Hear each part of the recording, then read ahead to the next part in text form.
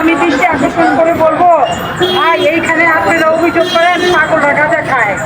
এইখানে পাগলরা যদি গাঁজা খায় আমরা জানি না, আমাদের বর্তমানে অগোচরে হয়তো কেউ বা খেতে পারে, তাই বলে কিন্তু পুরো বাংলাদেশের মাজারেরকে আপনারা অপবাদ দিতে পারেন না। আপনারা জানেন না, আপনারা আজকে যে নামাজ রোজা করতেছেন, হজ জায়গা যাই করতেছেন, ইসলাম পাইছেন এই অলি আল্লাহদের মাধ্যমেই পাইছেন। অলি আল্লাহরা বাংলাদেশে না আসলে আজকে আপনারা মুসলিম দাবি করতে পারতেন না। আমার একটা অনুরোধ, সকল যারা মাদ্রাসার বা আমরা দেখি আসলে যারা মাদা ভাঙতেছেন টুপি বেশিরভাগেরা এগুলোই করা, তারা কোন দলের, তারা কি মানে ধর্মের আমার জানা নাই। লেবাসের ভিতরে ধর্ম থাকে না তো, তাই বুঝতে পারি না। এই জন্য বলবো উগ্রবাদী জঙ্গিবাদী, কারণ ইসলাম ধর্ম মানুষের ক্ষতি করে না। ইসলাম ধর্মের নাম হচ্ছে শান্তি ধর্ম। ইসলাম ধর্ম সকল ধর্মের মানুষকে সম্মান করে, সকল ধর্মকে সম্মান করে।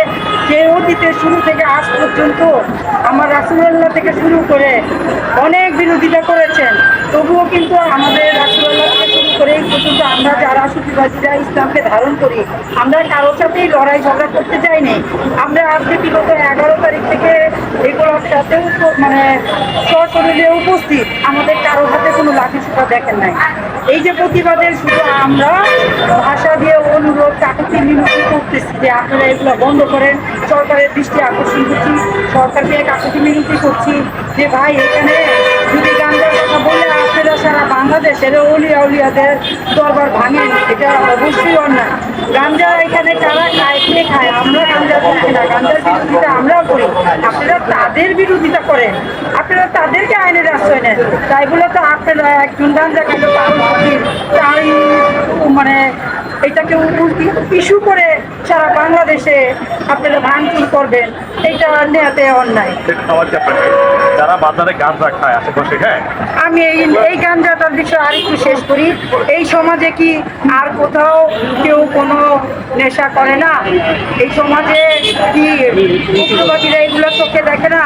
মদ খায় না, ইয়াবা খায় না, পেন্সিল খায় না, হিরোইন খায় না?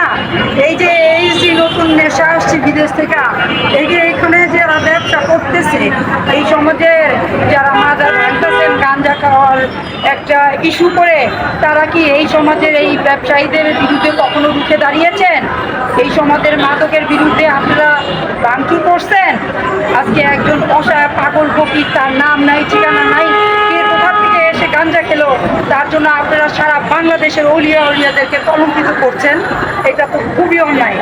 আসলে ইসলাম কখনো অন্যায়কে সাপোর্ট করে না। ইসলাম শান্তির ধর্ম। আমরা আপনাদেরকে বলবো, যা করছেন করছেন, আপনারা কি চোখ বন্ধ করে থাকেন? এই দেশে কি আর অন্যায় হচ্ছে না?